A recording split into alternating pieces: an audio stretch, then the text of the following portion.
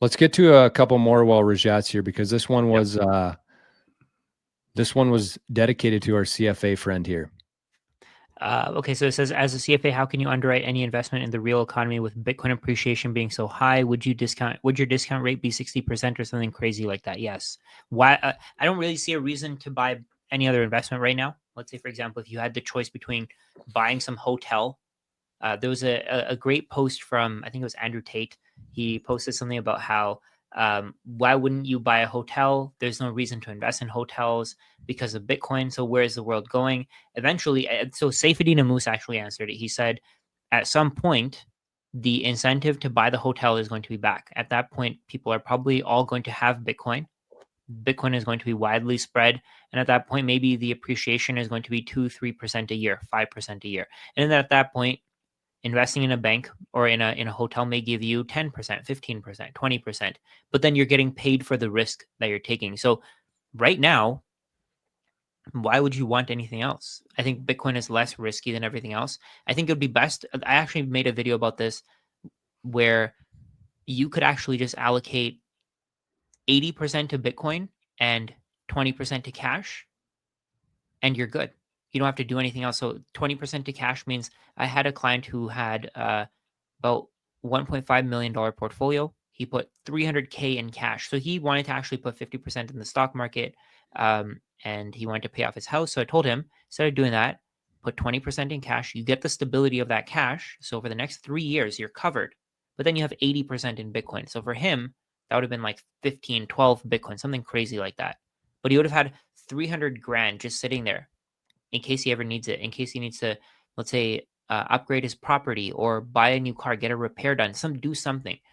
If he needed the cash, it would be there, but he wasn't messing around with, let's say, stocks. So if you own stocks and Bitcoin, if you own, let's say, stocks, Bitcoin, and real estate, if your stocks go down, your real estate can go down at the same time, and your Bitcoin can go down at the same time. On the other hand, with this portfolio, with cash and Bitcoin, they're literally the opposite. If cash goes down, then Bitcoin goes up. If Bitcoin goes down, then cash goes up. So you're using the perfect hedge for Bitcoin, and you're using the perfect hedge for cash in this portfolio, and you're good to go. So you don't really need all the other crazy investments that people will tell you to buy. You don't need real estate anymore. I genuinely think you don't need it. You don't need to invest in rental properties. You don't need cash flow because you have a portion of your portfolio in cash. So what's the reason to have cash flow? So in this case, yes, I think the hurdle rate would be 50, 60%. If you can't get above that hurdle rate, there's no reason to buy that asset. Yeah. So in that world, then, Rajat, wouldn't like, if you're, because I completely agree. I think that is kind of how I've been living for the last couple of years, honestly, like that kind of same kind of thing. Maybe not 20% cash, but like for people who don't trust Bitcoin as much as me, I think that's a pretty good thing. But in that case, wouldn't you be in support of like holding a stable coin in that sense, where you could actually transact in a more private way, in a quicker way, versus having to put all of your trust in, I guess, a bank? I don't know. That's what I'm wondering there. Even with a stable coin, you have to trust somebody.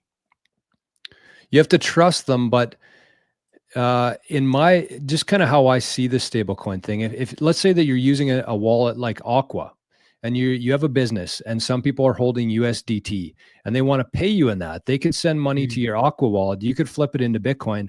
Nobody knows that you have that transaction happened, versus holding 20% cash and having to go through the traditional finance system and ask their permission, the whole thing.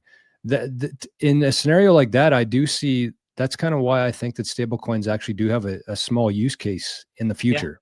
Yeah, I can see that. I agree with you on that. I can see that being the future. I mean, to be honest, to me, it doesn't really matter as long as you have the.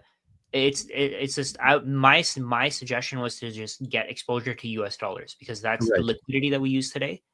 I hadn't really thought about stable coins versus keeping it in a bank account. I had thought about keeping, let's say, a little bit of it at home in case something happens. Let's say your bank shuts down, they cut you out of your account. Maybe have some cash at home, and then the stable coins actually help with that as well. If you have your stable coin on AQUA, of course, USDT Tether can block your accounts. Let's say the US government takes over Tether, they can block you. But the thing is that you have that extra cash. I think there's diversification regardless, right? So let's say if you have Bitcoin, maybe you'd want some in multi-sig, maybe you'd want some in single sig, maybe you'd want some a little bit of in an ETF, maybe Or you'd want Lightning? a little bit of micro strategy with a different brokerage. You could do whatever you want to. You can even have multiple ETFs, right? It depends on how deep you want to go. But the way that I see it, 80% Bitcoin exposure, 20% cash exposure. Obviously depends on how big your portfolio is. If you have like $1,000 portfolio, maybe having $200 of cash wouldn't be enough in that case. Maybe it'd be smart to have a little bit more, because when you have to pay for your bills, you don't want to have to sell Right. your Bitcoin, right? Of course, it's all based on case by case. It's not going to be the same for everyone. It depends on your risk tolerance. It depends on how much risk you're willing to take. If you're not willing to take risk, then of course you shouldn't be taking risk, because if you have 80% in Bitcoin and your portfolio drops 80%, you now have 50% cash, 50% Bitcoin, Right. right? So will you sell at that point? If you're going to sell, then you're taking a massive loss. Then why would you ever do that? Right. I mean, in that case, it might even be better to start with 50-50.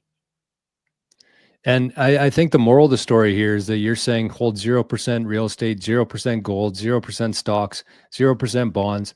That's the point of this, right? Yeah.